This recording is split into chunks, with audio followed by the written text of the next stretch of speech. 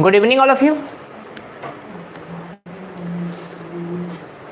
बिल्कुल आप सभी अपने दोस्तों तक इसे शेयर कर लीजिए।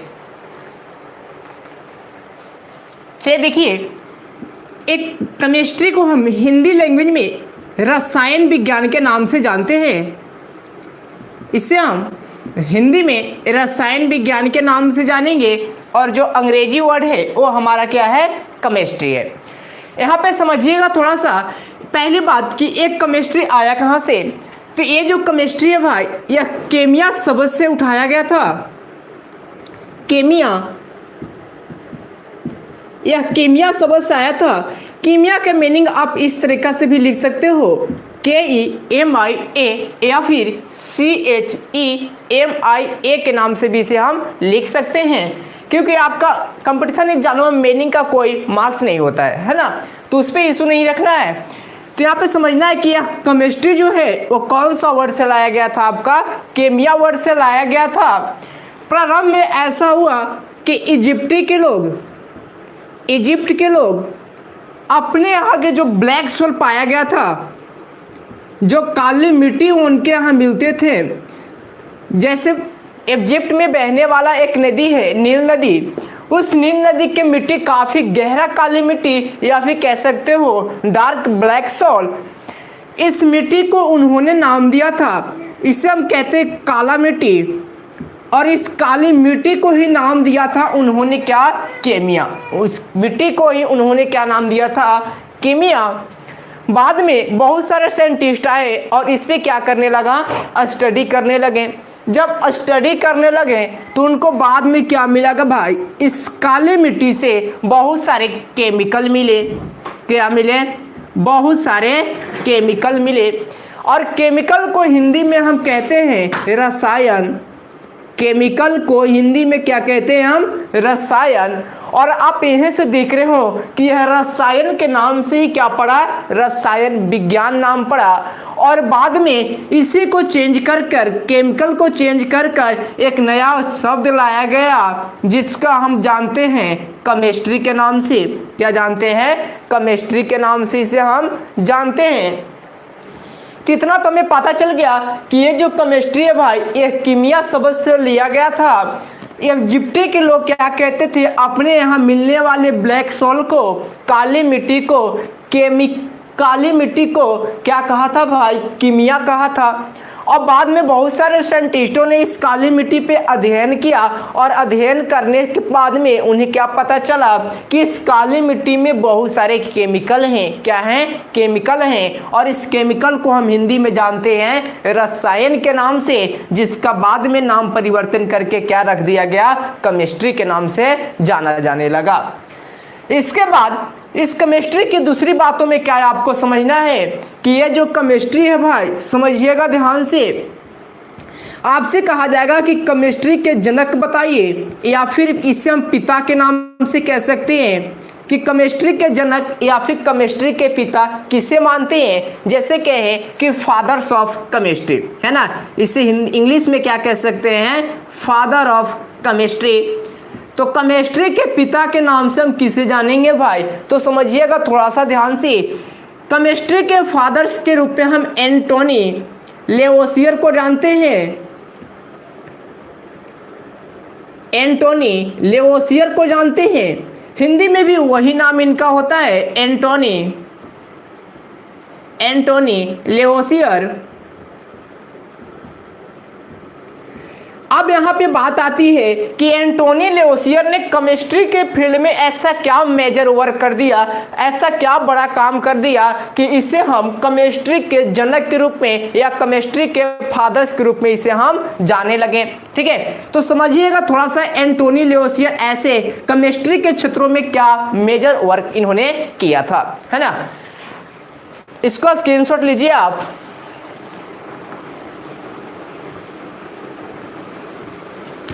यहाँ पे हम जानेंगे कि ये जो एंटोनी लेवोसियर है, इनको जनक क्यों बनाया गया। तो ये जो एंटोनी लेवोसियर है भाई, यहाँ पे समझिएगा एंटोनी लेवोसियर के बारे में। ये जो एंटोनी लेवोसियर है, सबसे पहले तो इन्होंने केमिस्ट्री में क्या किया, हाइड्रोजन और ऑक्सीजन जैसे एलिमेंटों का, हाइड्रोजन और ऑक्सीजन जैसे एलिमेंटों का क्या किया, नामकरण कर दिया। क्या कर दिया, नामकरण किया, इसका नोमेनक्लेचर दिया। इनका नाम सबसे पहले कौन लिया था कि ये जो हाइड्रोजन है और ये क्या है, ऑक्सीजन है, ये भी सबसे पहले एंटोनी लेवोसियर ही ने बताए थे। दूसरा काम क्या कर दिया, ये जो हाइड्रोजन है भाई, इसका डिस्कवरी नहीं किया था इन्होंने, मैंने इसका कहा कि इसका नाम दिया। यदि हमसे कहेगा कि हाइड्रोजन और ऑक्सीजन के नामकरण किसके द्वारा किया गया, तो हमें क्या बताना है, एंटोनी लेवोसियर के द्वारा बताया गया था। इसके बाद हम बात करें, ये जो हाइड्रोजन है भाई, इसका खोज किया था आपका हेनरी कैवेंडिश नामक एक वैज्ञानिक था, हेनरी कैवेंडिश। इसके द्वारा हाइड्रोजन को पता किया गया था। और ये जो ऑक्सीजन आपको दिख रहा है, इसका पता किया गया था प्रिस्टले के द्वारा। प्रिस्टले नामक एक और साइंटिस्ट था जिन्होंने ऑक्सीजन के बारे में बताया था। और हेनरी कैवेंडिश ने किसके बारे में खोजा, हाइड्रोजन के बारे में खोजा। जबकि इन दोनों एलिमेंटों का नाम किसने दिया था, एंटोनी लेवोसियर ने दिया, जिससे हम इस एंटोनी लेवोसियर को केमिस्ट्री का पिता या फिर केमिस्ट्री के जनक के रूप में हम जानते हैं। आइए समझते हैं दूसरा काम क्या इन्होंने किया था केमिस्ट्री में, मेजर वर्क समझिएगा। दूसरा योग तो इन्होंने किया था, कंबस्शन थ्योरी दिया था, कंबस्शन थ्योरी इन्होंने ही दिया था। कहा था कंबस्शन थ्योरी में कि जब हम किसी फ्यूल को ऑक्सीजन देते हैं या ऑक्सीडेशन करते हैं तो वह जलता है, बर्न होता है, और बर्न होने के बाद क्या निकालता है भाई, एनर्जी निकालता है। और एनर्जी जो प्राप्त होता है, इससे हमें वह हीट या आप कह सकते हो लाइट के रूप में प्राप्त होता है। वह हीट और किस रूप में प्राप्त होता है, लाइट के रूप में प्राप्त होता है। हमने कहा कि कंबस्शन थ्योरी जो फ्यूल के जलने का सिद्धांत था, वो फ्यूल के जलने का सिद्धांत भी किसने दिया था, एंटोनी लेवोसियर ने ही दिया था। इसीलिए हमने कहा कि जो फ्यूल से ऑक्सीडेशन करते हैं, जो ऑक्सीजन इसे मिलता है, तो यह एनर्जी हीट और लाइट के रूप में कन्वर्ट होता है, जिससे आपकी ऑटो व्हीकल्स, कार इत्यादि क्या होती है, मूव करता है, चलते हैं। इसके बाद तीसरा वर्क इन्होंने एक पुस्तक भी लिखा था जिसका नाम था द एलिमेंट ऑफ केमिस्ट्री। तीसरा काम था, इन्होंने एक पुस्तक लिखा जिसका नाम देते हैं द एलिमेंट ऑफ, क्या नाम देंगे, केमिस्ट्री का नाम देंगे। तो ये सारे वर्क किए गए थे केमिस्ट्री के फील्ड में, कि इनके द्वारा, एंटोनी लेवोसियर के द्वारा। तो इनको हम क्या मानेंगे, केमिस्ट्री का जनक मानेंगे। तो ये बात हमारा क्लियर हुआ। दो क्वेश्चन यहाँ से क्लियर हो जाते हैं। केमिस्ट्री किस वर्ड से लाया गया, केमिया वर्ड से लाया गया।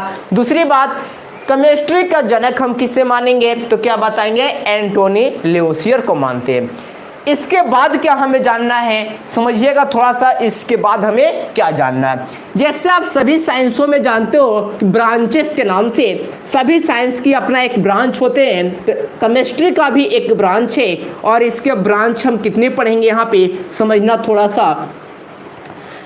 केमिस्ट्री के ब्रांचों में हम इसके जो हम ब्रांच पढ़ने वाले हैं वो मुख्य रूप से 5 पढ़ने वाले। कितने ब्रांच पढ़ेंगे, इसका 5 ब्रांच पढ़ेंगे हम, है ना। तो केमिस्ट्री के हम यहाँ पे कितने ब्रांचों का अध्ययन करने वाले हैं, 5 ब्रांचों का अध्ययन करने वाले हैं। अब कौन कौन सी ब्रांचें हैं यहाँ पे देखिएगा। पहला ब्रांच आपका है ऑर्गेनिक केमिस्ट्री। कौन सा केमिस्ट्री हम जानेंगे, ऑर्गेनिक केमिस्ट्री। ऑर्गेनिक केमिस्ट्री इसे कहते हैं कार्बनिक रसायन, इसे हिंदी में कहते हैं कार्बनिक रसायन। नाम से ही पता लग रहा होगा कि ये जो कार्बनिक रसायन है भाई, इसमें हम किनका स्टडी करेंगे, तो इनमें हम कार्बन वाले एलिमेंट का स्टडी करेंगे। किसका अध्ययन करेंगे, कार्बन वाले पदार्थों का अध्ययन करेंगे। जैसे कार्बन क्या है ना, जैसे क्या जान लेंगे, कार्बन क्या है। दूसरी बात क्या जान लेंगे यहाँ पे हम, कि कार्बन के एलोट्रॉफ कितने होते हैं। इसके बाद कार्बन के आइसोटोप्स कौन कौन से हैं, जैसे कार्बन C612, कार्बन C614, है ना, ये सारे आपके क्या है, इसका एलोट्रोप है आपका। और इन्हीं के बारे में हम किस में पढ़ेंगे, ऑर्गेनिक केमिस्ट्री में पढ़ेंगे। इसके बाद जान जाएंगे कि कंपाउंड किसका, ऑर्गेनिक कंपाउंड हम पढ़ लेंगे। यहाँ पे किसके बारे में पढ़ लेंगे, ऑर्गेनिक कंपाउंड के बारे में पढ़ लेंगे जो कार्बन से मिलकर बने हुए हैं, वैसे यौगिक का अध्ययन कर लेंगे यहाँ पे। तो ये था आपका ऑर्गेनिक केमिस्ट्री। दूसरा ब्रांच इसका होता है इनऑर्गेनिक केमिस्ट्री का, इनऑर्गेनिक केमिस्ट्री का। और इनऑर्गेनिक केमिस्ट्री को हम हिंदी में नाम देते हैं, क्या नाम देंगे, इनऑर्गेनिक केमिस्ट्री को अकार्बनिक रसायन के नाम से जानते हैं। इसे हम हिंदी में क्या नाम देंगे, अकार्बनिक रसायन के नाम देंगे।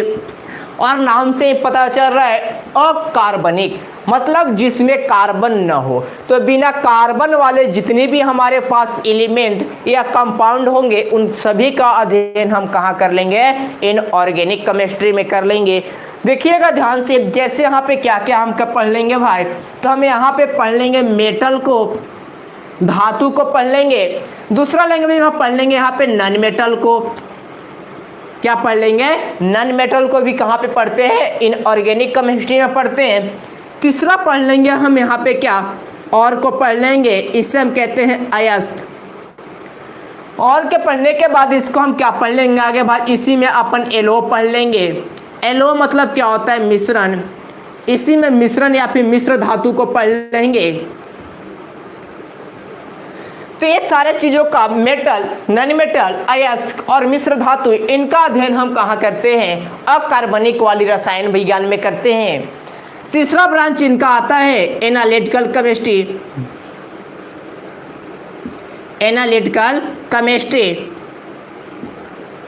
एनालिटिकल केमिस्ट्री को कहा जाता है विश्लेषणात्मक रसायन। क्या नाम देंगे इसे हिंदी में, हम विश्लेषणात्मक रसायन के नाम से जानेंगे, विश्लेषणात्मक रसायन कहेंगे। और विश्लेषणात्मक रसायन में हम क्या क्या पढ़ते हैं भाई, तो समझना ध्यान से। विश्लेषणात्मक रसायन में हम अध्ययन करेंगे अपना, इसमें हम कर लेंगे, जैसे आप ड्रग्स के बारे में अध्ययन कर लोगे, है ना, कि ड्रग्स में कौन कौन से ऑर्गेनिक कंपाउंड है। इसके बाद इसका यूज अपन कर लेते हैं मेडिकल वाले क्षेत्र में, मेडिसिन के बनाने में। जैसे किसी मेडिसिन बनाने में कौन कौन सा केमिकल का यूज हुआ, उन केमिकल के बारे में जो हम अध्ययन करेंगे वो कौन सा रसायन विज्ञान में आएगा, एनालिटिकल केमिस्ट्री में आएगा। इसके बाद इसमें हम पढ़ लेंगे ड्रग्स हो गया, मेडिसिन हो गया। इसी के अंदर हम पढ़ लेते हैं अपना इन्वायरमेंट साइंस को पढ़ लेते हैं। इन्वायरमेंट साइंस भी हमारा कहाँ आएगा, एनालिटिकल केमिस्ट्री के अंतर्गत आएगा। चौथा ब्रांच इसका है बायोकेमिस्ट्री, बायोकेमिस्ट्री। और बायोकेमिस्ट्री को हम कहते हैं जैव रसायन। क्या नाम देंगे, जैव रसायन के नाम से जानेंगे। चलो मैं यहाँ पे लिख देता हूँ, नहीं दिख रहा है, बायोकेमिस्ट्री। इस बायोकेमिस्ट्री में हम किनका अध्ययन करते हैं, तो बायोकेमिस्ट्री में हम रिलेट करके बायो से पढ़ते हैं, है ना। इसमें हम रिलेट करके किससे पढ़ेंगे, बायो से पढ़ेंगे। जैसे आपके बॉडी में मिनरल्स पाया जाता है, आपके बॉडी में क्या पाए जाते हैं, मिनरल्स। हमारे अंदर सोडियम है, पोटेशियम है, कैल्शियम है, आयरन है, ये सारे धातु है कहाँ, लिविंग ऑर्गेनिज्म के अंदर। और लिविंग ऑर्गेनिज्म का अध्ययन हम कहाँ करते हैं, तो सजीवों का अध्ययन करते हैं बायोलॉजी में। पर वो सारे क्या है भाई, केमिस्ट्री का एलिमेंट है। सोडियम, आयरन, ये सारे केमिस्ट्री का एलिमेंट है। तो केमिस्ट्री का एलिमेंट होने के कारण उसे हम कहाँ पढ़ेंगे, बायोकेमिस्ट्री में पढ़ेंगे। कहाँ पढ़ लेंगे उनका, बायोकेमिस्ट्री में अध्ययन करेंगे। जैसे हमें शरीर में क्या हो गया, मान लेना कि हमारे शरीर में आपका कमी हो जाती है पारा की, हमारा शरीर में पारा की यदि कमी हो जाती है तो क्या होता है, मिनीमाटा रोग होता है, मिनीमाटा रोग। और उसी प्रकार कैडमियम से क्या होता है भाई, तो कैडमियम से होता है हमारा इटाई रोग। कैडमियम से क्या होगा, इटाई नामक रोग होता है। तो तो ये सारे जो आपका एलिमेंट दिख रहा है पारा कैडमियम, ये सारे केमिस्ट्री का और प्रभावित किसको कर रहा है, लिविंग ऑर्गेनिज्म को। तो इनको जो हम स्टडी करेंगे ना वो कौन सी केमिस्ट्री में आ जाएगा, बायोकेमिस्ट्री में। पांचवा इसका ब्रांच है, इसका पांचवा ब्रांच है आपका, यहाँ पे देख लीजिए पांचवा ब्रांच इसका है जिसे हम नाम देते हैं फिजिकल केमिस्ट्री, जिसका हम नाम देंगे फिजिकल केमिस्ट्री। और फिजिकल केमिस्ट्री को यहाँ पे दिखेगा ना आप लोग को, एक बार बताइएगा यहाँ पे दिखेगा क्या, अच्छे नहीं दिखेगा, इसे मैं यहाँ पे लिखता हूँ फिजिकल केमिस्ट्री। और फिजिकल केमिस्ट्री में हम अध्ययन किसको करेंगे, तो फिजिकल केमिस्ट्री में हम अध्ययन करते हैं यहाँ पे फोटो केमिस्ट्री को, इसे इरेज करता हूँ, फोटो केमिस्ट्री को यहाँ पे हम पढ़ लेंगे, प्रकाश रसायन को, प्रकाश रसायन को हम यहाँ पे पढ़ लेते हैं, है ना। तो ये था आपका केमिस्ट्री के 5 ब्रांचेज। अब बात करें कि केमिस्ट्री के मेन ब्रांच की संख्या कितनी है, तो मेन ब्रांचों में हम 2 ब्रांच को जानेंगे यहाँ पे, एक आपका है ऑर्गेनिक और दूसरा है कौन सा, इनऑर्गेनिक। ऑर्गेनिक और इनऑर्गेनिक केमिस्ट्री के मेन ब्रांच के अंदर आता है। आपको बता दूं कि वन डे एग्जाम जितना भी आपका हाईएस्ट लेवल से लो लेवल का एग्जाम है, सभी में आपका 70% से 75% हिस्सा पढ़ना है इनऑर्गेनिक केमिस्ट्री का, जिसमें मेटल, नॉन मेटल, अयस्क और एलो मिश्र धातुओं को अध्ययन करना है, और बाकी का 10 से 15% आपका बच जाता है किसका, ऑर्गेनिक केमिस्ट्री। और जो भी आपका 4-5% में बच जाता है एनालिटिकल, बायो और फिजिकल केमिस्ट्री को हम पढ़ लेंगे। ऐसे तो हमें पढ़ना पूरा है ना, पर ज़्यादा जो मोस्ट इंपोर्टेंट आपका केमिस्ट्री के जो ब्रांचेस है उनमें से कौन कौन है, अकार्बनिक रसायन और कौन सा, कार्बनिक रसायन। तो देखते हैं आज हम अध्ययन करेंगे किसका, केमिस्ट्री के एक टॉपिक के बारे में।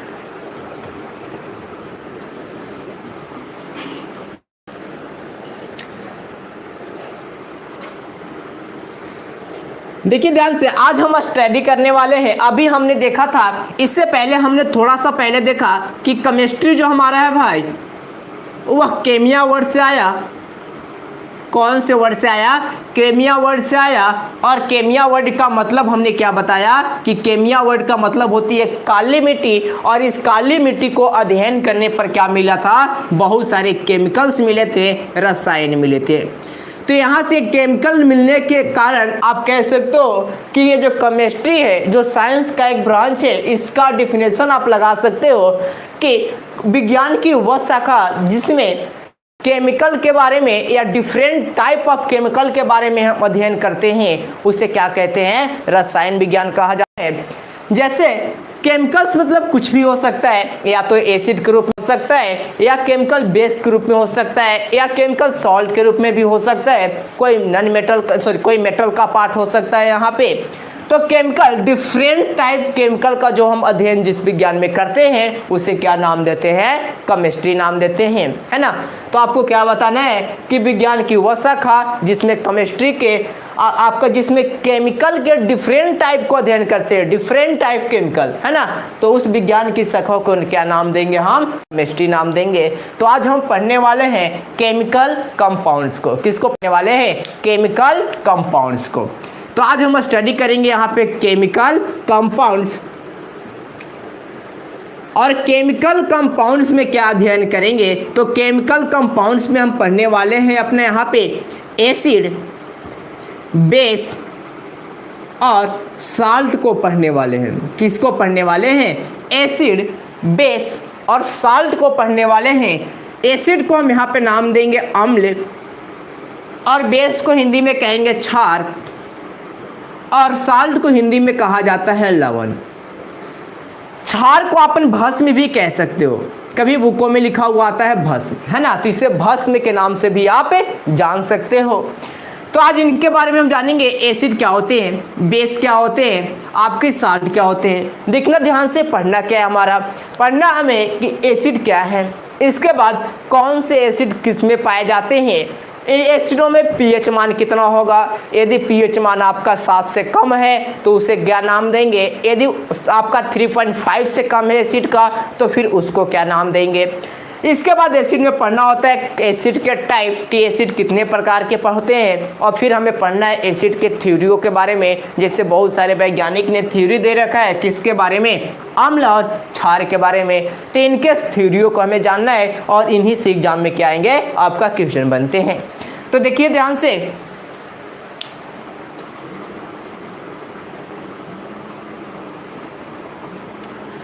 हमारा टॉपिक क्या है, हमारा टॉपिक है एसिड एंड बेस।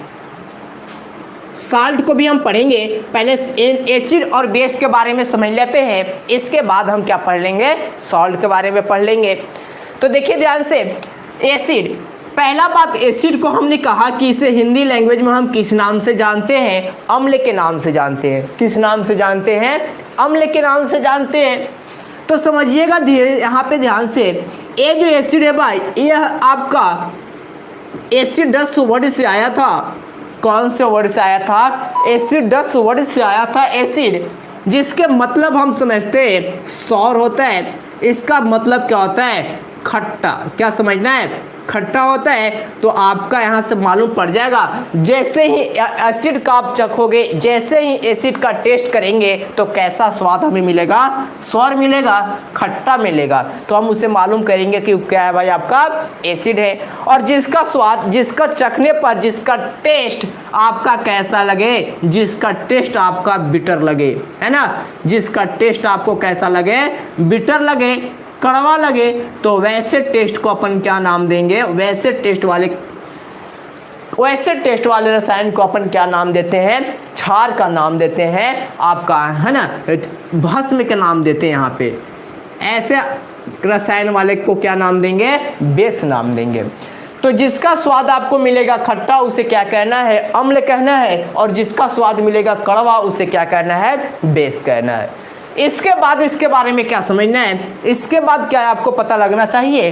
तो ये जो अम्ल है भाई, इसका आपको बताना होगा कि अम्ल वे पदार्थ हैं, अम्ल एसिड वे हैं, एसिड वे हैं जो जल में घुलकर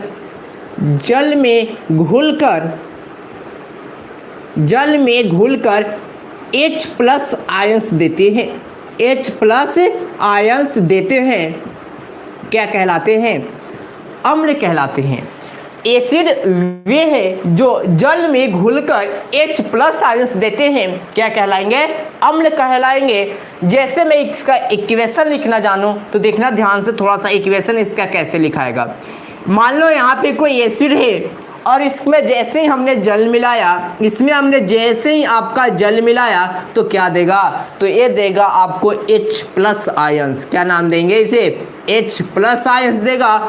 और इस H+ आयंस को क्या कहा जाता है, तो इसको नाम देते हैं हाइड्रोजन आयन। क्या नाम देते हैं यहाँ पे, हाइड्रोजन आयंस के नाम देते हैं। तो आपसे बताना होगा कि अम्ल वे होते हैं जो जल में घुलकर क्या निकालते हैं, H+ आयन निकालते हैं, या फिर हाइड्रोजन आयंस को क्या करते हैं, रिमूव करते हैं।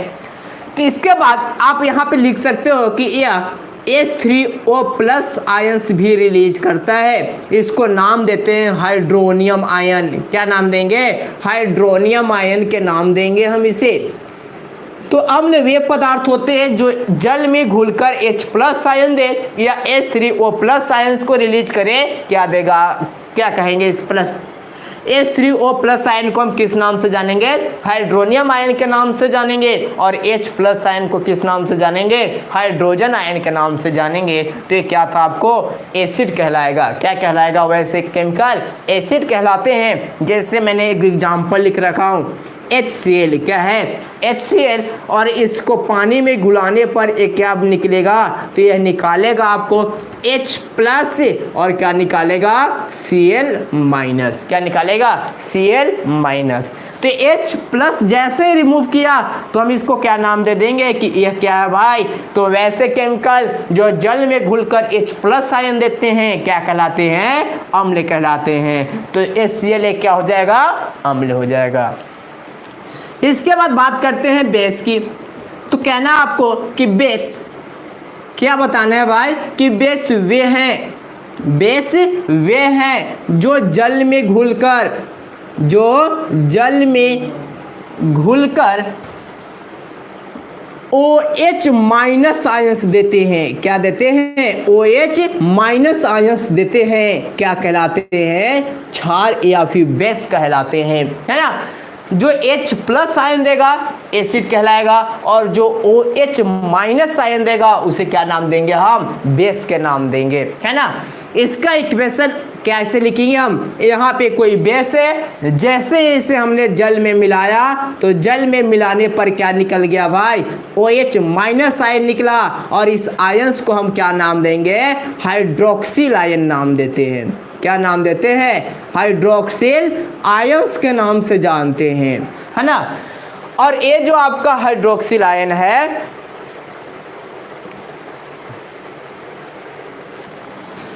देखिएगा ध्यान से, ये जो आपका हाइड्रोक्सिल आयन है, यहाँ पे इसका मैं इक्वेशन लिख रहा हूँ, एक क्षार के नाम दे रहा हूँ NaOH, और जब इसको पानी में मिला दिया तो NaOH को पानी में जैसे ही मिलाऊंगा ना, A निकल के आएगा Na प्लस और OH माइनस में, और जैसे ही माइनस निकाला तो हम इसको क्या नाम दे देंगे कि NaOH क्या है? एक प्रकार का बेस है ना। तो ये था आपकी क्या? एसिड और बेस की कुछ जानकारी। इसके बाद आगे देखते हैं, इसको नोट करिए आप।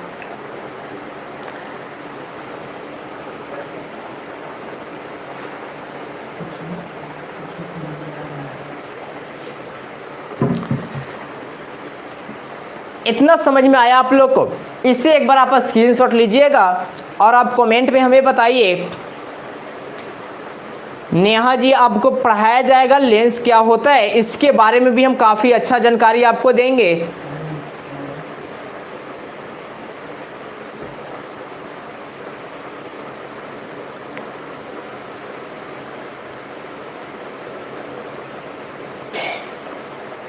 चलिए, बहुत अच्छा।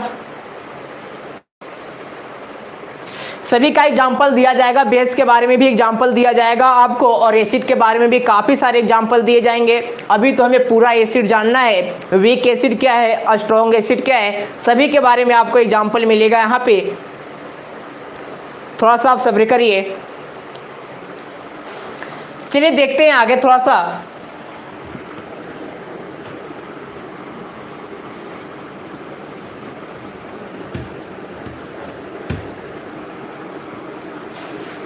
इसके बाद आपको क्या बताना है?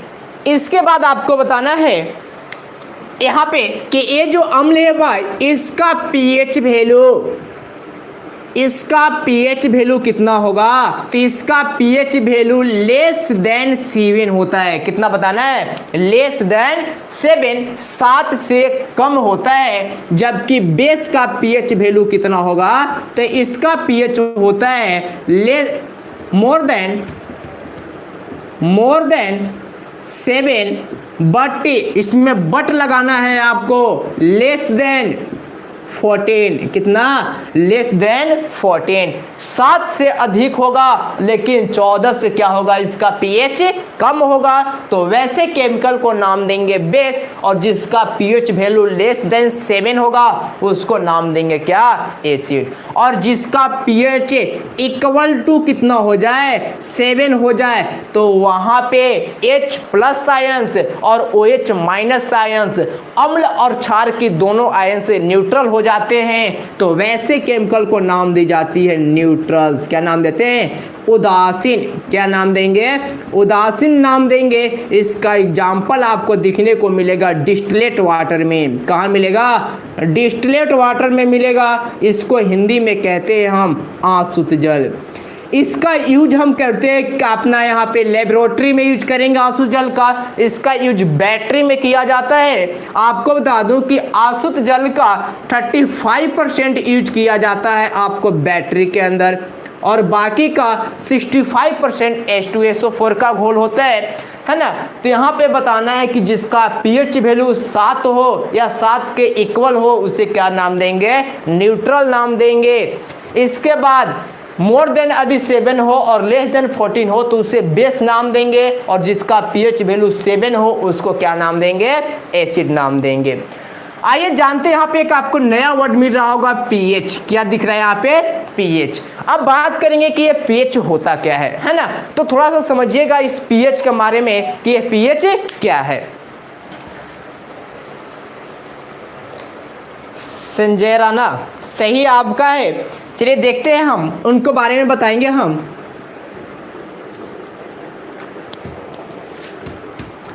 आइए हम समझते हैं, एक हमारे पास आया था एक नया वर्ड पीएच। तो यहाँ पे हम पढ़ेंगे पीएच स्केल। और यहाँ पे देखिएगा ध्यान से, एक वैज्ञानिक था सोरेनसन नाम का, सोरेनसन। और सोरेनसन के द्वारा 1913 में सबसे पहले बार पीएच स्केल को बनाया गया था। यह है आपके पास पीएच स्केल। और इस पीएच स्केल पे मैं कह दूं कि पीएच स्केल जो यहाँ पे दिख रहा है भाई, इस पे पॉइंट होती है 0 to 7 और 7 to 14। कितना होता है? 0 to 7 और 7 to कितना यहाँ पे लिखा हुआ रहता है? 14। यहाँ पे समझिएगा आप, यहाँ पे ये जो 0 to 7 इसके बीच में जो भी पॉइंट आएगा, हमने यहाँ पे दे रखा था कि जिसका पीएच वैल्यू 7 से कम होते हैं एसिड कहलाते हैं। तो यहाँ पे कौन आ जाएगा? एसिड आ जाएगा। इसके बाद जिसके पीएच वैल्यू 7 से अधिक मगर 14 से क्या होते हैं? कम होते हैं, क्या कहे जाते हैं? बेस कहलाते हैं। इसके बाद हमने कहा था कि जिसका पीएच वैल्यू इक्वल टू 7 होते हैं उसको हम नाम देते हैं न्यूट्रल का। क्या कर देते हैं उसे? न्यूट्रल। उदासीन का नाम देते हैं। और उदासीन वाले जल, एक एग्जाम्पल दिया आपको यहाँ पे डिस्टिलेट वाटर का, डिस्टिलेट वाटर का एग्जाम्पल दिया। इसका यूज हमने कहा कहाँ पे करते हैं? तो इसका यूज करते हैं हम बैटरी के अंदर, है ना। इतनी बातों को हम समझ चुके थे। इसके बाद कहा था कि एसिड वही है जो क्या देते हैं भाई? H+ आयंस देते हैं या H3O+ आयंस देते हैं। तो यहाँ पे कौन सा आयन आ जाएगा? H3+ H+ या फिर H3O+ आयंस आ जाएंगे। इसके बाद समझिएगा, जिसका पीएच वैल्यू 7 से अधिक और 14 से कम हो उसे हम क्षार कहते हैं। और ये भी कहते भाई कि क्षार वे होते हैं जो जल में घुलकर OH- आयंस को देते हैं। क्या कहलाते हैं? क्षार कहलाते हैं। तो आपका OH- कहाँ पे आ जाएगा? 7 से अधिक वाले स्केल पे और 14 से कम वाले स्केल पे आ जाएंगे। इसके बाद देखिएगा ध्यान से, इसके बाद हम क्या कह रहे हैं भाई? जिसका पीएच वैल्यू 0 से लेकर के 3 के मध्य होता है, या कभी कभी 3.5 को भी हम इंक्लूड कर लेते हैं। तो जिसका पीएच वैल्यू 3 से लेकर के 3.5 के बीच होगा उसको हम नाम देंगे स्ट्रॉन्ग एसिड। क्या नाम देंगे? Strong acid. और हिंदी में नाम देते हैं इसे हम प्रबल अम्ल। क्या नाम देते हैं? प्रबल अम्ल के नाम से जानते हैं। प्रबल या फिर इसे हम कह सकते हो कि मजबूत अम्ल है। आप याद रखिएगा कि एसिड में पीएच का घटना, एसिड में पीएच का घटना स्ट्रॉन्ग की मान्यता होती है, जबकि बेस में पीएच का घटना वीक की मान्यता होती है। मतलब कहना क्या चाह रहा हूं कि जैसे भी एसिड, जिस एसिड का जितना पीएच वैल्यू कम होगा वह उतना ही ज्यादा क्या होगा? स्ट्रॉन्ग होगा।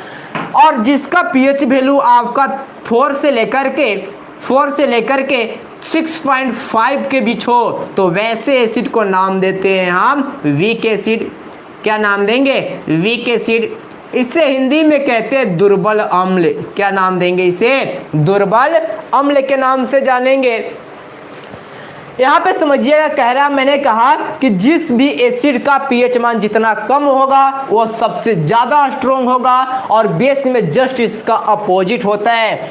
7 से लेकर के 7.5 से ले लेना, है ना। यहाँ पे देखना 7.5 से लेकर के 10.5 तक के जो भी एसिड आते हैं, सॉरी जो भी बेस आता है ना, उसको हम नाम देते हैं वीक बेस। क्या नाम देंगे? Weak base. और 11 से लेकर के आप ले सकते हो 14 तक के बीच वाले जो भी एसिड आता है, सॉरी जो भी आपका बेस आएगा उसको नाम देंगे स्ट्रॉन्ग बेस।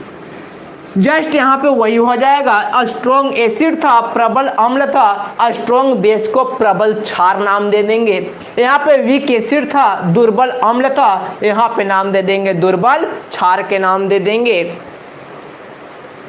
इसके बाद समझिए ध्यान से, यहाँ पे हम जानते हैं, मैंने कहा कि जिस भी एसिड का पीएच वैल्यू जितना कम होगा वह उतना स्ट्रॉन्ग होगा, किंतु यहाँ पे बेस में उल्टा होगा, जिस बेस का पीएच मान जितना ज़्यादा होगा ना वह उतना ही ज़्यादा क्या होगा, स्ट्रॉन्ग होगा। जैसे समझिएगा, इसका एग्जाम्पल आपको दूं, है ना, इसका एग्जाम्पल यदि हम लेना चाहें स्ट्रॉन्ग एसिड का, तो आपको सबसे स्ट्रॉन्ग एसिड में कौन आ जाएगा, HCl हाइड्रोक्लोरिक एसिड। इसके बाद H2SO4 सल्फ्यूरिक एसिड, HNO3, ये भी कैसा एसिड है, स्ट्रॉन्ग एसिड है, ये भी किसका एग्जाम्पल हो जाएगा, स्ट्रॉन्ग एसिड का एग्जाम्पल हो जाएगा। इसके बाद आपका वीक एसिड, इसके में हम क्या जान लेंगे भाई, ऑक्जेलिक एसिड, ऑक्जेलिक एसिड जो आपके टमाटर में पाया जाता है। इसके बाद आपको हो जाएगा कार्बोनिक एसिड, कार्बोनिक एसिड जो आपके सॉफ्ट वाटर कोल्ड ड्रिंक के बोतलों में मिलता है, कार्बोनिक एसिड, है ना। बहुत सारे एसिड यहाँ पे है, एस्कॉर्बिक, मॉलिक, टैनिक, टार्टिक, है ना, टार्टिक एसिड। तो इसको हम आगे देखेंगे, ये आपके कुछ एग्जाम्पल है। उसी प्रकार आप स्ट्रॉन्ग बेस की बात करेंगे तो स्ट्रॉन्ग बेस का एग्जाम्पल मैं यहाँ पे डिनोट कर देता हूँ। स्ट्रॉन्ग बेस का एग्जाम्पल में आप ले लो NaOH को, ये सबसे ज़्यादा स्ट्रॉन्ग बेस है। इसका पीएच वैल्यू भी कितना होता है, तो पीएच 14 के बराबर होता है। इसके बाद KOH, इसका भी पीएच वैल्यू 12.5 होता है, तो ये भी कैसा एक प्रकार का है, स्ट्रॉन्ग बेस है। इसके बाद हम बात करेंगे वीक बेस की, आपको एग्जांपल दे दूं। वीक बेस में मैग्नीशियम हाइड्रोक्साइड लगा लो, जिससे हम मिल्क ऑफ मैग्नीशिया कहते हैं। इसके बाद आप लगा लो CaO को, इसके बाद CaOH के हॉल्ट वाइज को, जिसे स्लैग्ड लाइम कहा जाता है, बुझा हुआ चूना कहा जाता है। ये चूना को अपन खाने के रूप में भी इस्तेमाल करते हैं, है ना। तो ये सारे को हम खा सकते हैं, उतना ज़्यादा स्ट्रॉन्ग नहीं होता है और उतना इफेक्ट नहीं लाएगा, पर इसे आप खा नहीं सकते हो, इसका यूज नहीं करते हैं हम, ठीक है। इनका यूज भी नहीं कर सकते हो, ये दिख रहा है आपको HCl H2SO4, इसका भी यूज नहीं करते हैं हम। खाते यूज किसका करते हैं, वीक एसिड का, और किसका यूज करते हैं, वीक बेस का यूज करते हैं। इसके बाद समझिएगा ध्यान से, ये था हमारा पीएच स्केल, जिन्होंने किसने बताया, सोरेनसन ने बताया। अब निकालते कैसे पीएच मान है, थोड़ा सा उसके बारे में समझ आते हैं। पहली बात, पीएच स्केल का जो हम यूज करते हैं भाई, इसका यूज हम क्यों करते हैं, क्यों इसका हम अपने कामों में लेते हैं। तो इसका काम हम लेते हैं इसलिए कि इससे जांच किया जाता है, एसिडिक एंड बेसिक नेचर को जांच किया जाता है कि कौन अम्लीयता है और कौन क्या है, क्षारीयता है ना। तो इन चीज़ों को हम इसका यूज करेंगे। इसके बाद देखिए ध्यान से, पीएच के जो हम निकालने का फॉर्मूला है वो लगाते हैं -log H+ आयंस। अब यहाँ पे समझना, H+ आयंस है क्या भाई, तो किसी भी जल में घुले हुए H+ आयंस की कुल संख्या जो होती है ना, वो डिनोट करता है कौन, आपका H, है ना। एक कौन डिनोट करेगा, H+ आयंस डिनोट करेंगे, ठीक है। इसका पूरा नाम होता है, इसका पूरा नाम होता है पोटेंजा ऑफ हाइड्रोजन। इसका पूरा नाम देंगे हम क्या, पोटेंजा ऑफ हाइड्रोजन, या फिर कह सकते हैं पावर ऑफ हाइड्रोजन। इसको हम कहते हैं पोटेंजा ऑफ हाइड्रोजन, या फिर इसे कहा जाता है पावर ऑफ हाइड्रोजन,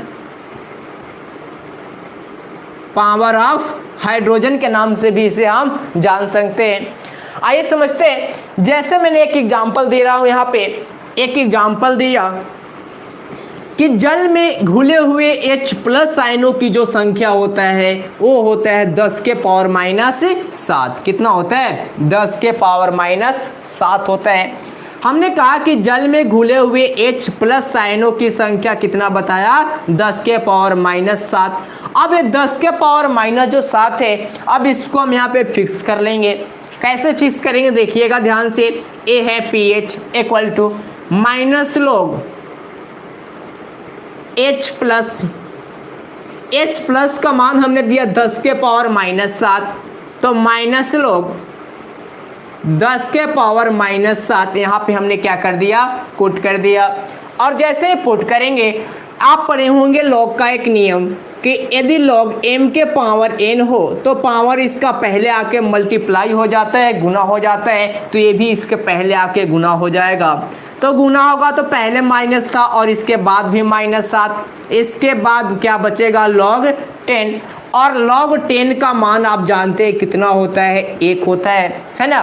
तो यहाँ पे लगा लेंगे माइनस और माइनस हो जाएगा प्लस, और log 10 का मान कितना हो जाएगा 1, तो टोटल कितना आ गया 7। और हम जानते हैं कि 7 किसका pH वैल्यू होता है, जल का pH वैल्यू होता है। तो आप इस प्रकार किसी भी केमिकल का pH मान फाइंड आउट कर सकते हैं, किसके जानकारी लेकर, H+ आयन की जानकारी लेकर हम यहाँ पे कर सकते हैं।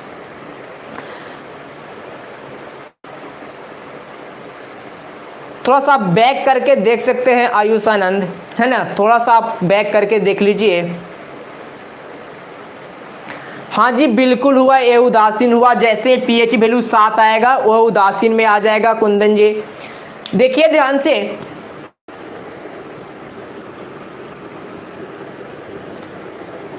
इसके बारे में अम्ल, इसके बाद अम्ल के बारे में हमें क्या समझना है, तो इसके बाद अम्ल के बारे में हमें समझना है कि ये जो अम्ल होते हैं भाई, इसको जांच के लिए कुछ नेचुरल इंडिकेटर भी लगाए जाते हैं, नेचुरल इंडिकेटर लगाए जाते हैं।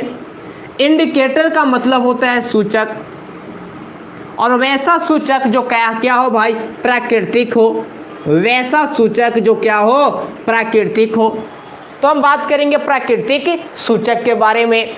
अब ये जो प्राकृतिक सूचक है, देखना ध्यान से, प्राकृतिक सूचक में हम किसका यूज करते हैं भाई, तो प्राकृतिक सूचक में हम लिटमस पेपर को यूज करते हैं। किसका यूज करेंगे, लिटमस पेपर का यूज करेंगे, हिंदी में भी इसका नाम वही देते हैं, लिटमस पेपर। ये जो लिटमस पेपर है वह अम्ल और क्षार को जांच करने के लिए, अम्ल और क्षार को जांच करने के लिए क्या मानी जाती है, एक प्राकृतिक सूचक माना जाता है। कौन, लिटमस पेपर। इसमें क्या होता है, जैसे हम ब्लू कलर वाले पर एसिड को डालते हैं तो क्या कर देता है, रेड कर देता है। मतलब क्या हुआ कि अम्ल जो है वह नीला लिटमस पत्र को कैसा कर देगा, लाल कर देगा, और जैसे ही हम रेड वाले पे बेस को डालते हैं तो वह क्या कर देगा, ब्लू कर देगा, है ना। तो हमें बताना है कि अम्ल जो होते हैं भाई वो नीला लिटमस पत्र को लाल कर देते हैं, जबकि क्षार जो होते हैं वह लाल लिटमस पत्र को कैसा कर देंगे, नीला कर देते हैं। ठीक है, इसके बाद देखिए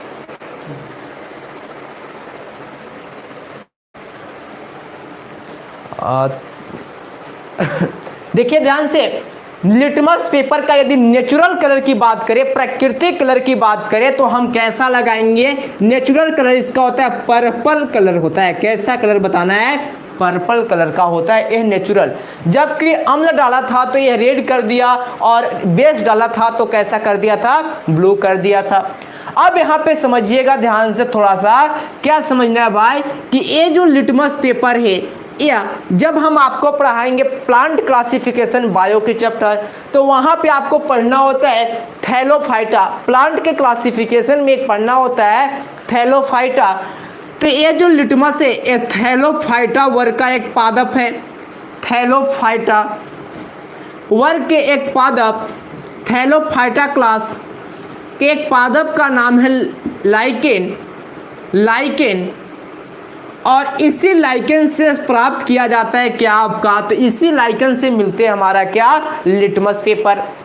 जैसे यहाँ पे हम बात करेंगे, यहाँ पे हम बात करेंगे कि ये जो लिटमस पेपर है, हमने कहा कि थैलोफाइटा वर्ग के एक पादप है जिसका नाम देते हैं लाइकेन, और लाइकेन से ही हमें क्या मिलता है, लिटमस पेपर मिलता है। तो देखिएगा ध्यान से, ये जो लाइकेन है भाई, ये एक प्रकार का ज्वाइंट पौधा होता है। ज्वाइंट कहने का मतलब यह हाइब्रिड पौधा होता है, मतलब कि इसमें दो पादप क्या होते हैं, आपस में हाइब्रिड होकर एक निर्माण करते हैं पादप का।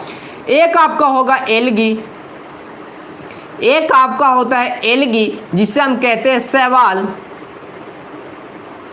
और दूसरा होता है फंगी, कवक। कवक और शैवाल आपस में मिलकर क्या बनते हैं, ये दोनों आपस में हाइब्रिड होकर लाइकेन का निर्माण करते हैं। और लाइकेन का जो बॉडी होगा भाई, इसका जो बॉडी होता है वो थैलोड्स होता है।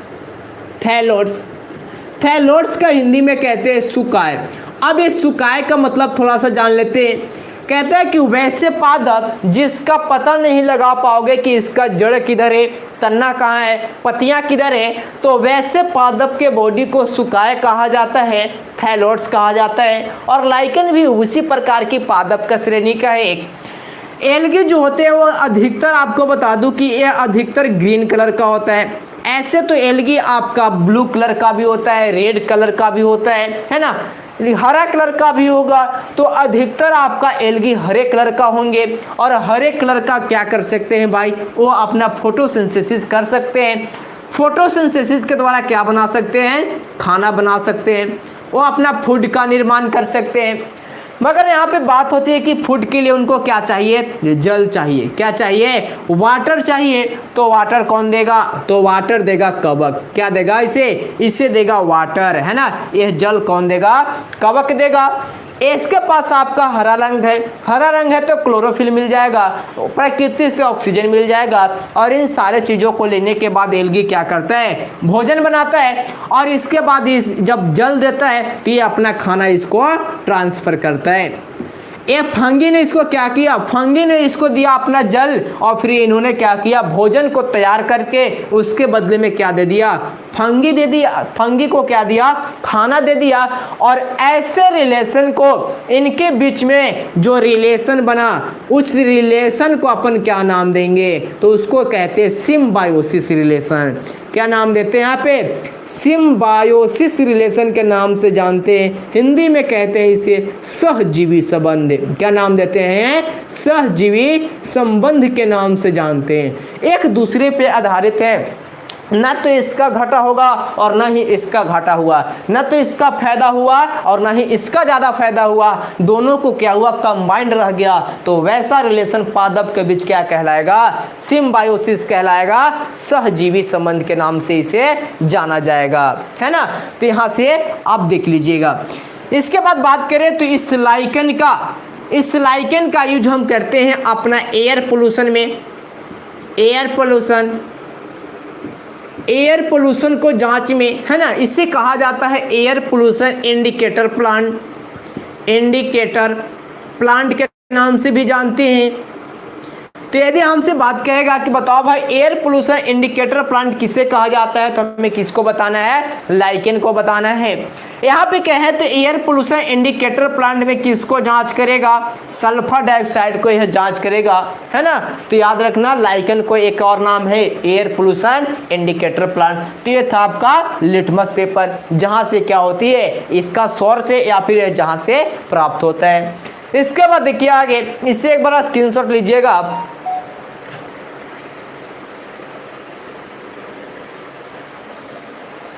आइए समझते हैं आगे। इसके बाद आपको अम्ल के बारे में क्या बताना है। तो इसके बाद आपको अम्ल के बारे में बताना है कि अम्ल और क्षार, एसिड और बेस, ये जो दोनों होते हैं भाई, ये दोनों गुड कंडक्टर ऑफ इलेक्ट्रिसिटी। कह सकते हैं कि ये दोनों विद्युत का सुचालक होते हैं, होते हैं। अब यहाँ पे आती है कि विद्युत का सुचालक होने के लिए क्या आवश्यक है भाई, आयंस की आवश्यकता पड़ते हैं। क्या पढ़ते हैं वहाँ पे, फ्री आयंस की आवश्यकता होता है उनको। अब यहाँ इन दोनों में तो फ्री आयंस है ही है। जैसे हमने कहा कि एसिड में H+ आयंस होते हैं और बेस में OH- आयंस होते हैं। आयंस प्लस और माइनस दोनों अवस्था में रह सकता है, या वो प्लस हो या फिर माइनस हो। आयंस तो आयंस होते हैं, है ना।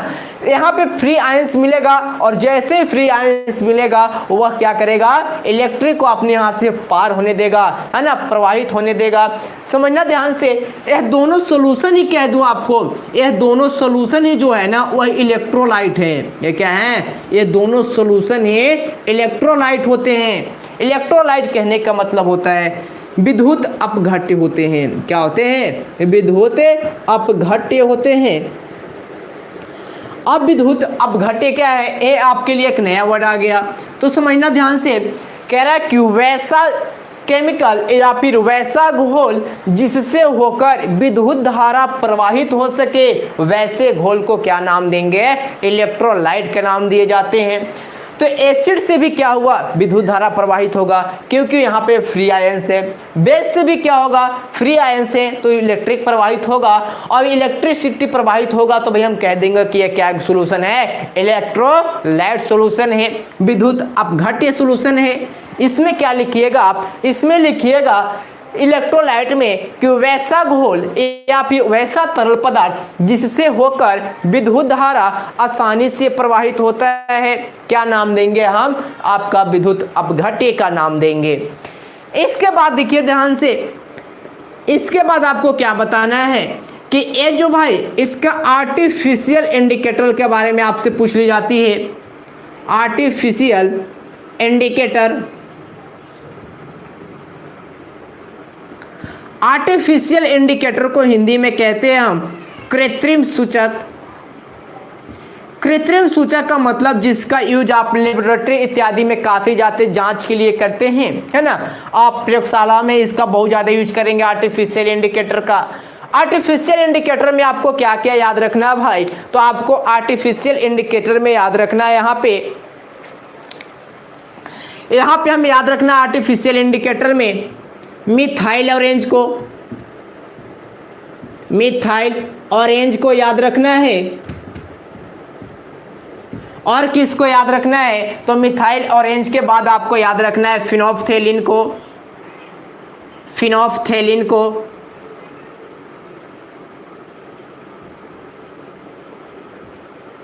इन दोनों पॉइंटों को याद रखना होगा। इन दोनों जो है भाई वह एसिड और बेस को जांच के लिए आपका फिनोल्फथेलिन और मिथाइल ऑरेंज आर्टिफिशियल इंडिकेटर के तौर पे काम करेंगे। यहाँ पे जैसे समझिएगा ध्यान से कैसे इसमें हम जांच करेंगे। मिथाइल ऑरेंज और फिनोल्फथेलिन से हम कैसे जांच करते हैं, ऐसे देखिएगा ध्यान से। यहाँ पे हम जांच करेंगे, ये जो आपका मिथाइल ऑरेंज है भाई, मिथाइल ऑरेंज का जो अपना कलर होगा, यहाँ पे मैं दो भागों में डिवाइड कर दे रहा हूँ। एक में लिख रहा हूँ एसिड और दूसरा में अपना बेस है। मिथाइल ऑरेंज का अपना कलर ही कैसा होता है, ऑरेंज कलर का होता है। इसका खुद का कलर कैसा है, मिथाइल ऑरेंज का ऑरेंज कलर का ही है ना। जब एसिड को मिथाइल ऑरेंज के साथ आपका मिलाया जाता है तो वहां पे आपकी जो कलर दिखाई पड़ता है वह दिखाई पड़ता है कैसा, वह दिखाई पड़ेगा रेड। कैसा दिखाई पड़ेगा, रेड। मतलब कि जैसे ही अम्ल को मिथाइल ऑरेंज में मिलाया जाएगा तो कैसा मालूम पड़ेगा, रेड मालूम पड़ेगा। और जब बेस को मिलाएंगे तो वह कैसा हो जाएगा, विल्लो कलर का हो जाएगा। कैसा हो जाएगा, पीला कलर का हो जाएगा आपका। और दूसरा तो हमारा इंडिकेटर में अपना फिनोल्फथेलिन,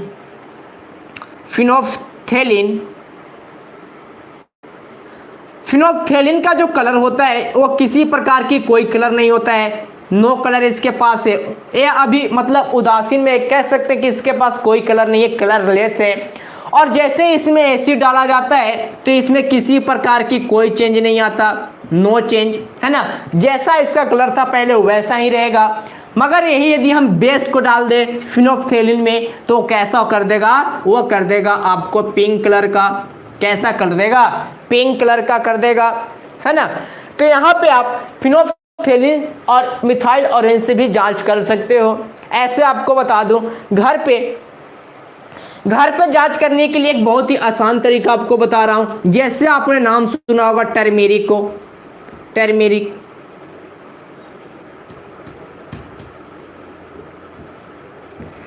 टर्मेरिक आपके घरों में हल्दी होते हैं, हल्दी का रंग खुद पहले से ही कैसा होता है, विलो कलर का होगा, है ना, पीला कलर का हल्दी होता है। हमने क्या किया कि इस टर्मेरिक पे डाल दिया एसिड, और जब एसिड टर्मेरिक पे डाला तो इसका कलर था पीला, तो कैसा कलर चेंज करेगा, वह पीला ही रहेगा, मतलब कि उसमें किसी प्रकार की कोई चेंजिंग नहीं हुआ।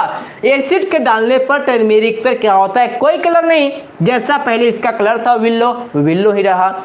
मगर इसी टर्मेरिक, विल्लो कलर वाले टर्मेरिक पर आप बेस के डाल दोगे तो वह कैसा कर देगा, तो वह चेंज करके उसको कर देगा रेड, है ना, कैसा कर देगा, रेड कर देगा। तो आप यहाँ से भी जांच सकते हो, है ना, यहाँ से भी हम जांच कर सकते हैं। तो ये था आर्टिफिशियल इंडिकेटर मिथाइल ऑरेंज और कौन सा, फिनोल्फथेलिन। तो यहाँ पे आप बिल्कुल कुंदन जी इसका रेड हो जाएगा।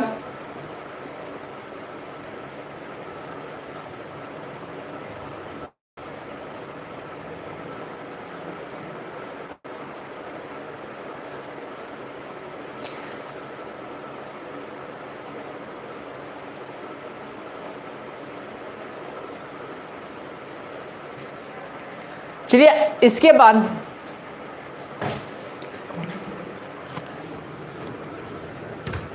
आइए इसके बाद एसिड के बारे में और क्या आपको जानकारी लेना है, एग्जाम में और पूछा जाएगा। ये थी इनकी जानकारियां जो फिजिकल आपका प्रॉपर्टीज के रूप में जानना था। इसके बाद हमें जानना है इनकी कौन कौन सी थ्योरियां हैं, है ना, जो आप वैज्ञानिकों के द्वारा दिया गया है।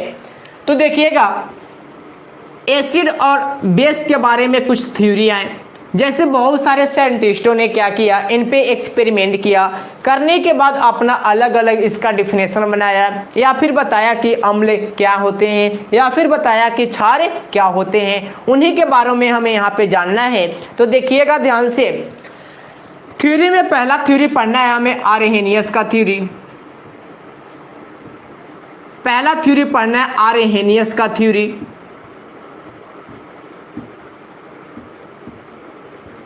आर्हेनियस के द्वारा क्या बताया गया था, तो एक तरफ मैं लिख देता हूं यहां पे एसिड और एक तरफ है आपका बेस। आर्हेनियस के द्वारा जो बताया गया भाई वो देखिएगा ध्यान से, इस नाम को थोड़ा सा मैं इधर लिखता हूं ताकि हमारे पास स्पेस बच सके।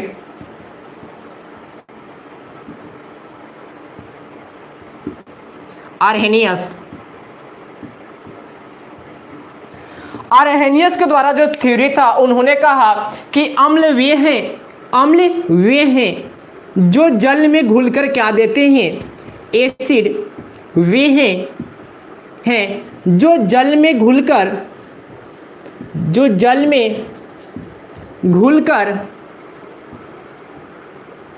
H+ आयंस को रिमूव करते हैं, H+ आयंस देते हैं, क्या कहलाते हैं, अम्ल कहलाते हैं। एक किसके अनुसार था, आर्हेनियस के अनुसार एसिड के बारे में। बेस में हमें क्या लिख देना है कि बेस वे हैं जो जल में घुलकर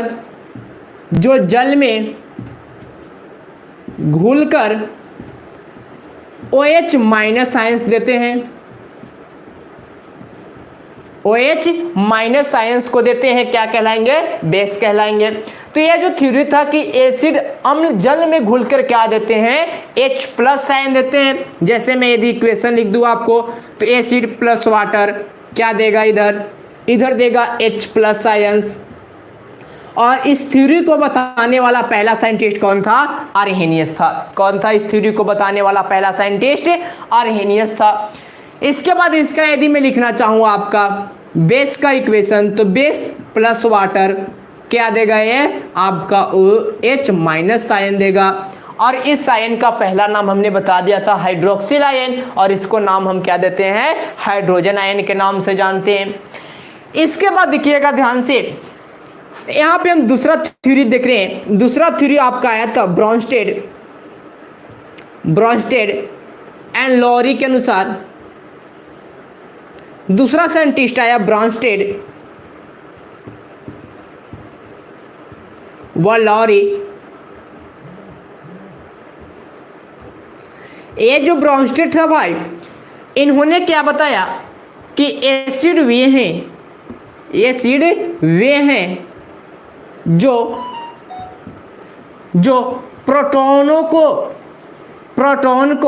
प्रोटॉन पे कैसे चार्ज होते हैं, प्लस चार्ज होते हैं, है ना। प्रोटॉन को डोनेट करते हैं, क्या करते हैं, डोनेट करते हैं, क्या कहलाएगा, अम्ल कहलाएगा। ये किसके अनुसार है, ये ब्रॉन्स्टन एंड लॉरी के अनुसार है, ब्रॉन्स्टन एंड लॉरी के अनुसार कि अम्ल वे हैं जो क्या देते हैं, प्रोटॉनों को डोनेट करते हैं। जैसे यहाँ पे समझिएगा थोड़ा सा, इसका इक्वेशन में लिख रहा हूं। जैसे हमने एसिड को जल में डालेंगे तो क्या निकलेगा, प्रोटॉन डोनेट करेगा, और प्रोटॉन पे चार्ज हमने कहा कि प्लस होता है, तो इसको हमने क्या दिखा दिया, प्लस के नाम से दिखा दिया। यहाँ पे आपको एग्जाम्पल ज़्यादा एग्जाम में पूछे जाते हैं। ब्रॉन्स्टन एंड लॉरी बेस कौन से है, ब्रॉन्स्टन एंड लॉरी एसिड कौन से है। तो यहाँ पे देखना ध्यान से, ब्रॉन्स्टन एंड लॉरी एसिड के बारे में, HCl और H2SO4, HCl और H2SO4 को ब्रॉन्स्टन तथा लॉरी एसिड के नाम से भी जाना जाता है। इसके बाद हम बेस में क्या लिख देंगे भाई, तो बेस में अपना लिखेंगे कि बेस वे हैं जो प्रोटॉनों को क्या करते हैं भाई, प्रोटॉन को एक्सेप्ट करते हैं, प्रोटॉन को क्या करते हैं, एक्सेप्ट करते हैं, क्या कहलाएंगे, क्षार कहलाएंगे, है ना।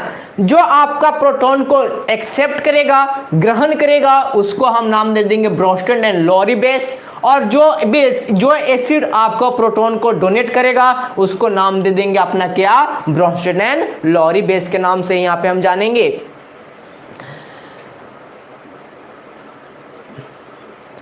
नहीं कुंदन जी, हल्दी प्राकृतिक नहीं होता है, ये आपका आर्टिफिशियल है।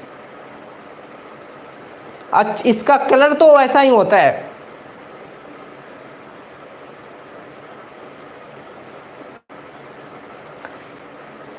चलिए देखिए, इसके बाद तीसरा थ्योरी हमें आया लुईस के बारे में। लुईस के बारे में कई बार एग्जामों में आ चुका है। जैसे आपसे कहता है कि निम्न में से लुईस बेस को पहचाने या फिर लुईस एसिड को पहचाने, तो वहां पे आपको पहचानना हो जाता है। तो देखते हैं लुईस के अनुसार क्या थ्योरी था, इसे नोट कर लीजिएगा। आर्हेनियस के अनुसार एसिड वे हैं जो जल में घुलकर H+ आयन देंगे।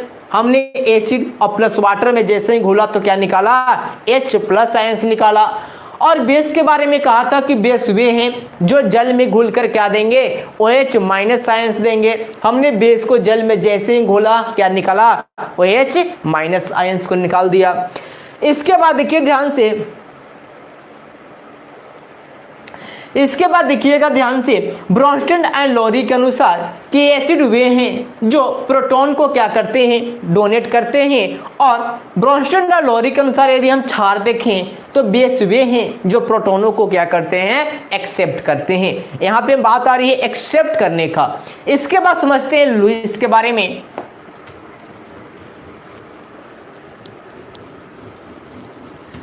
तो लुईस के बारे में जानकारी दे लेते हैं कि लुईस ने बेस और एसिड के बारे में क्या बताया था। लेविस, हिंदी में कहते हैं लुईस। इनके अनुसार एसिड और बेस का जो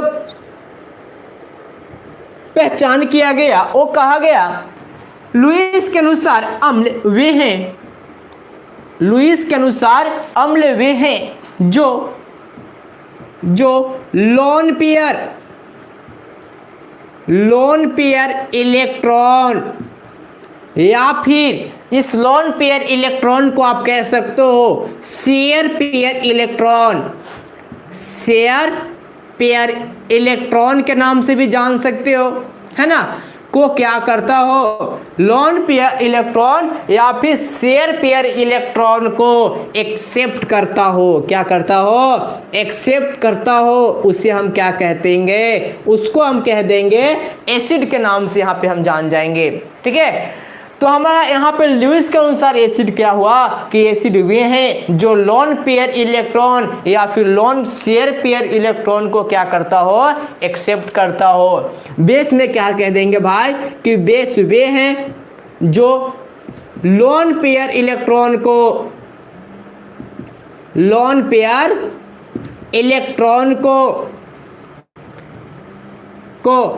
जो लोन पेयर इलेक्ट्रॉन या फिर शेयर पेयर इलेक्ट्रॉन को डोनेट करता हो, क्या करता हो, डोनेट करता हो, क्या कहलाएगा आपका, बेस कहलाएगा। यहाँ पे एक नया वर्ड देख रहे होंगे आप, लोन पेयर इलेक्ट्रॉन। क्या दिख रहा है आपको यहाँ पे, लोन पेयर इलेक्ट्रॉन। अब ये लोन पेयर इलेक्ट्रॉन होते क्या हैं, थोड़ा सा इसके बारे में समझा देता हूँ, समझिएगा। जैसे मैंने कह दिया कि x कोई क्या यहाँ पे एलिमेंट है, x कोई क्या यहाँ पे एलिमेंट है, और जब x एलिमेंट है तो इसके पर पहले से 6 इलेक्ट्रॉन है, 6 इलेक्ट्रॉन है। अब 6 इलेक्ट्रॉन है, A2 ने किसी के साथ बॉन्ड बना लिया और A2 भी किसी के साथ क्या कर लिया, बॉन्ड बना लिया। जब बॉन्ड बना लिया भाई तो इसके पास 2 इलेक्ट्रॉन अभी क्या है, शेष बचे हुए हैं। अब ये जो 2 इलेक्ट्रॉन शेष बचे हुए हैं वो x एलिमेंट का क्या कहलाएंगे, लोन पेयर इलेक्ट्रॉन कहलाएंगे। हम कह सकते हैं कि किसी भी एलिमेंट का जो बचा हुआ इलेक्ट्रॉन जो होता है, जो जोड़ी में हो, लोन मतलब क्या, देने वाला है ना, और पेयर मतलब जोड़ा और इलेक्ट्रॉन है ना, तो लोन पेयर इलेक्ट्रॉन एक किसी को डोनेट कर सकता है ना, तो वैसे इलेक्ट्रॉन को हम लोन पेयर इलेक्ट्रॉन या फिर शेयर पेयर इलेक्ट्रॉन के नाम से भी हम जानते हैं।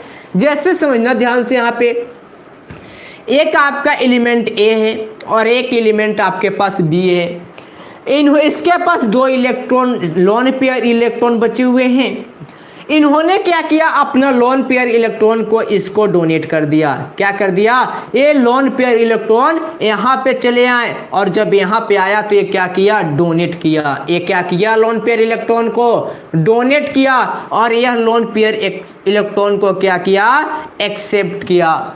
जो एक्सेप्ट करेगा उसको हमने कहा कि जो एक्सेप्ट करता है उसको क्या नाम देते हैं, एसिड, और जो डोनेट करता है उसको हम क्या नाम दे देंगे, बेस के नाम दे देंगे, है ना। तो आपके यहाँ पे क्या हो जाएगा, बी जो आपका एलिमेंट है वो बेस हो गया और ए जो एलिमेंट है वो क्या हो जाएगा, यहाँ पे आपका एसिड के नाम से उसे हम जान जाएंगे, है ना। इसके बाद देखिए ध्यान से, इसके बाद यहाँ पे आपको पहचानना होता है लुईस एसिड और लुईस बेस के बारे में, है ना, इन दोनों के बारे में हमें बताना होता है। बिल्कुल एग्जाम्पल अभी देख लेंगे हम। जैसे देखिए इसका एग्जाम्पल, एक तरफ में लिख दिया एसिड और एक तरफ लिख दिया बेस। एक एग्जाम्पल आपको दे देता हूं यहाँ पे। जैसे मैंने कहा कि NH3 ने यहाँ से क्या कर दिया, H को रिमूव कर दिया। देखो यहाँ पे दिखाया गया है कि NH3 H को क्या कर दिया है, बाहर कर दिया। अब जब बाहर कर दिया भाई तो हमने क्या कहा, इसमें आपको बताना है कि कौन एसिड होगा और कौन बेस होगा। आप इतने, हमने आपको इतना चीज समझा दिया, एक बार आप इसे निकाल के दिखाइए कि H और NH3 में कौन आपका एसिड है और कौन बेस है। आप इसे पता करिए एक बार कि इनमें कौन एसिड है आपका और कौन बेस है। NH3 में जो आपको H को बाहर कर रहा है, इसमें कौन एसिड है और कौन बेस होगा।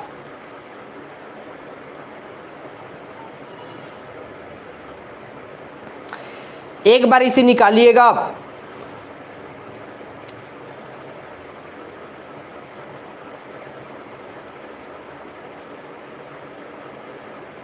चलिए देख लेते हैं। ये जो एसिड है भाई, हमने कहा कि H बाहर आया, ये क्या हुआ, बाहर आया। अब जो ये जो क्या करते हैं, H प्लस आयन को जो बाहर करते हैं वो क्या कहलाते हैं, एसिड कहलाते हैं। तो ये किस में आ जाएगा, एसिड वाला में। और जो क्या करते हैं भाई, डोनेट करते हैं, वो क्या कहलाते हैं, बेस कहलाते हैं। तो इसको हम कहाँ लिख देंगे, बेस में लिख देंगे, है ना। इसके बाद आपका BF3, ये भी कैसा आपका है, लुईस बेस का एग्जाम्पल है, ठीक है। तो ये आपके एग्जाम्पल थे, आपके बहुत सारे एग्जाम्पल मिल जाएंगे। इसके बाद देखिए, अब हमसे पूछा जाएगा यहां पे टाइप ऑफ एसिड के बारे में। हमसे क्या बात किया जाएगा यहां पे, टाइप ऑफ एसिड के बारे में। तो आइए हम समझते हैं टाइप ऑफ एसिड के बारे में। बिल्कुल सही है दीपा कुमारी। H एसिड होगा, यहाँ पे NH3 बेस होगा। संजय राणा भी अच्छा आंसर दिए हैं।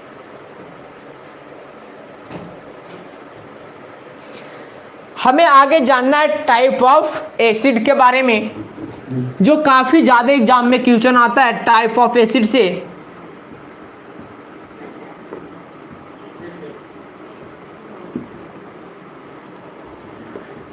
एसिड के प्रकार है ना, जैसे आपने सुना होगा हाइड्रो एसिड क्या होते हैं, ऑक्सी एसिड क्या है, weak acid, strong acid, mineral acid, बहुत सारे ऐसे नाम आपको दिखने के लिए यहाँ पे मिल जाते हैं। तो इन्हीं में से आपको देखना है भाई कि कौन सा किस प्रकार के आपके एसिड का उदाहरण है। चलिए आइए देखते हैं हम।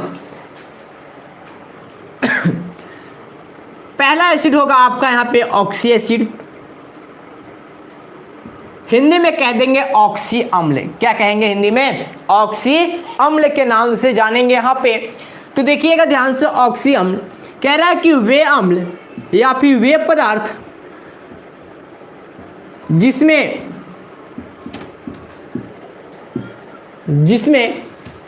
ऑक्सीजन और हाइड्रोजन दोनों एलिमेंट साथ में हो।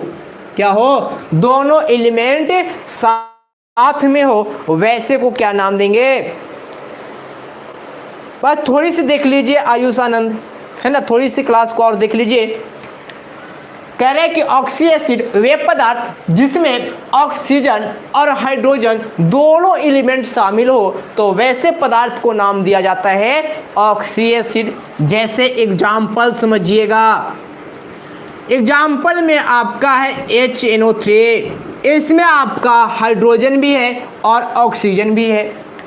इसके बाद आपका H2SO4, इसके बाद आपको एग्जाम्पल दे दूं H3PO4,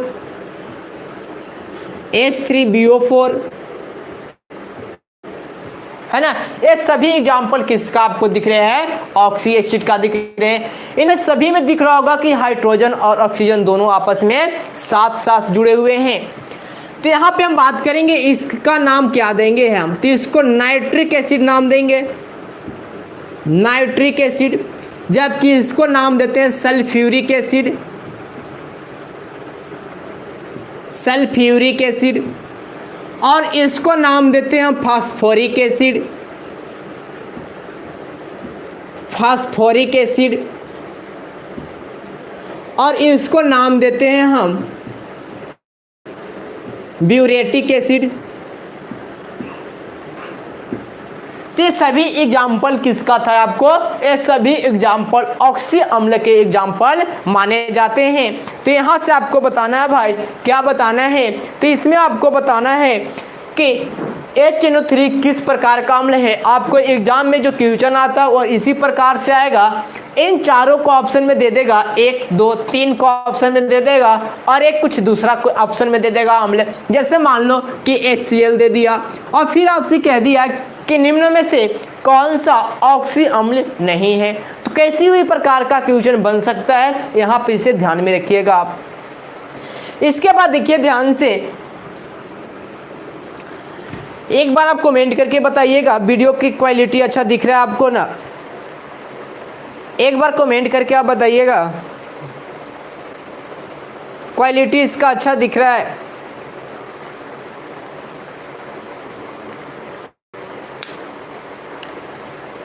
बताइएगा एक बार कमेंट करके इसका अच्छा क्वालिटी दिख रहा है आपको।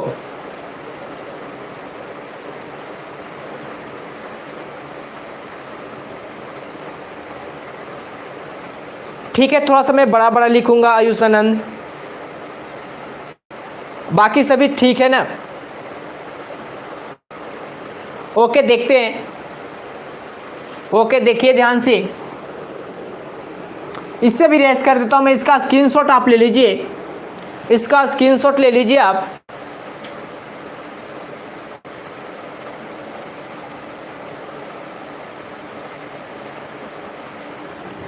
देखिए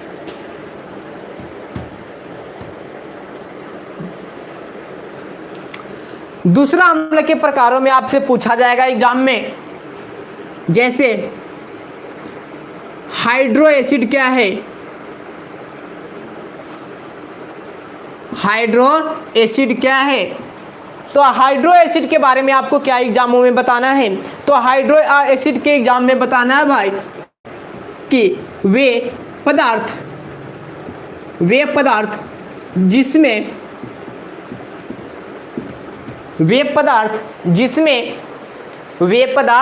जिसमें ऑक्सीजन न हो किंतु हाइड्रोजन हो। मगर यहां पे याद रखिएगा कि हाइड्रोजन किसी हाइलोजन ग्रुप के साथ जुड़ा हो।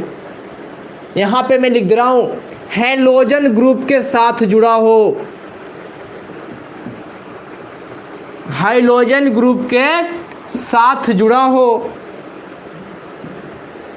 हो क्या कहलाएगा, आपका हाइड्रो एसिड कहलाएगा। जैसे देखिएगा अब ये हाइलोजन ग्रुप में कौन कौन से आते हैं, फ्लोरीन आएगा, क्लोरीन आएगा, ब्रोमीन आता है, आयोडीन आता है, एस्टेटाइन आता है ना। ये सभी के सभी एलिमेंट किसका है, हाइलोजन ग्रुप का है। जब हम पीरियोडिक टेबल पढ़ेंगे ना, तो पीरियोडिक टेबल में आपको पढ़ाया जाएगा कि हाइलोजन ग्रुप है ना, हाइलोजन ग्रुप में कौन कौन से एलिमेंट आते हैं। ठीक है, अब यहाँ पे देखिएगा ध्यान से, फ्लोरो, क्लोरो, ब्रोमो, आयोडो और एस्टेटाइन। इसका एग्जाम्पल मैंने कहा, इसका एग्जाम्पल में क्या हो जाएगा, हाइड्रोक्लोरिक एसिड। इसमें आपका ऑक्सीजन तो नहीं है, हाइड्रोजन है, पर वह किसी हाइलोजन ग्रुप के साथ क्या है, इंक्लूड है या फिर अटैच है। इसके बाद आपका एग्जाम्पल आ जाएगा HBr, इसके बाद आ जाएगा HI और इसके बाद आ जाएगा HF। ये सभी किसका एग्जाम्पल है, ये सभी हाइड्रो एसिड का एग्जाम्पल माना जाता है। इसको नाम देते हैं हम हाइड्रोक्लोरिक एसिड,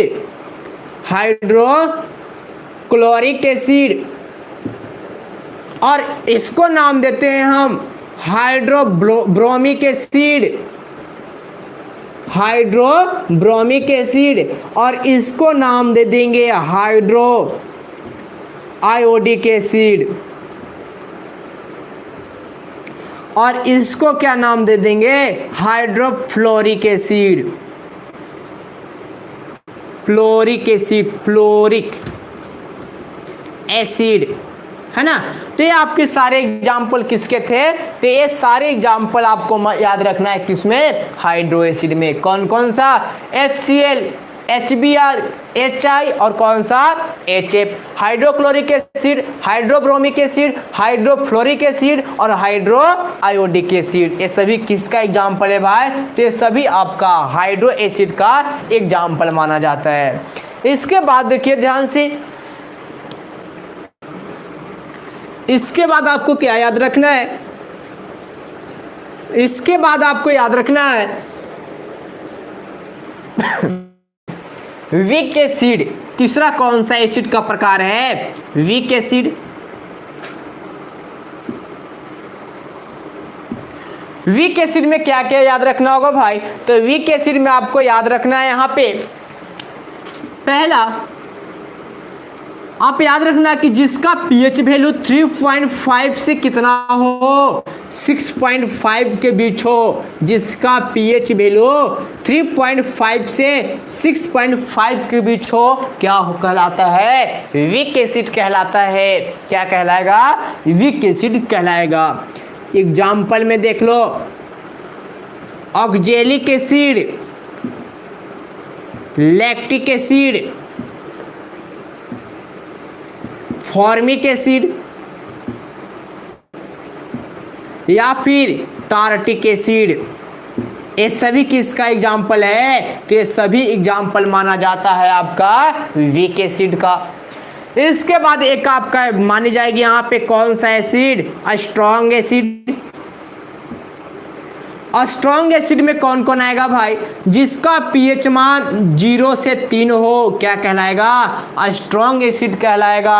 और स्ट्रॉन्ग एसिड में कौन कौन से एग्जाम्पल आपको लिख लेना है? HCl, H2SO4 और HNO3, ये सभी के सभी कैसा एसिड है? स्ट्रॉन्ग एसिड है। जबकि ऑक्जेलिक एसिड जो टमाटर में, फॉर्मिक एसिड जो रेड एंट में, और टार्टिक एसिड जो इमली में मिलेगा, ये सभी के सभी कैसे हैं भाई? वीक एसिड है। जबकि HCl, H2SO4 और HNO3 कैसा एसिड है? स्ट्रॉन्ग एसिड के एग्जाम्पल माने जाते हैं, है ना। तो इतना आपको याद रखना है। इसके बाद एक और टाइप है यहाँ पे,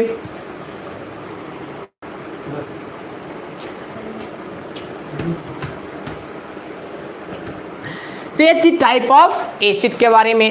तो ये सारी चीज़ों को आपको एक अच्छा सा नोट्स बनाना है और इनके बारे में आपको याद रखना है। थोड़ा सा आप बताइएगा, कल की हमारा क्लास इससे थोड़ा सा आगे की ओर होगा, है ना। कल हम जानेंगे सम इम्पोर्टेंट एसिड के बारे में कि ऑक्जेलिक एसिड कहाँ मिलेगा, टार्टिक एसिड कहाँ मिलेगा, ब्यूट्रिक एसिड आपको कहाँ मिलने वाला है, इन सभी के बारे में हम कल जानेंगे यहाँ पे, ठीक है। इसके बाद HCl के पढ़ेंगे, H2SO4 को भी पढ़ेंगे यहाँ पे। अम्ल वर्षा में कौन कौन सा एसिड होता है, एसिड रेन को भी बताया जाएगा। एक मिनरल एसिड आ जाएगा जी, संजय राणा जी, मिनरल एसिड जो आपकी खनिजों से प्राप्त होता है, जैसे HI आ गया, HNO3 भी प्राप्त होगा।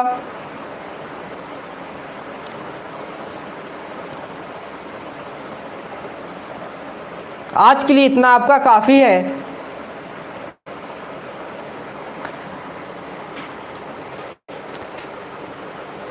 थैंक्स आप सभी को।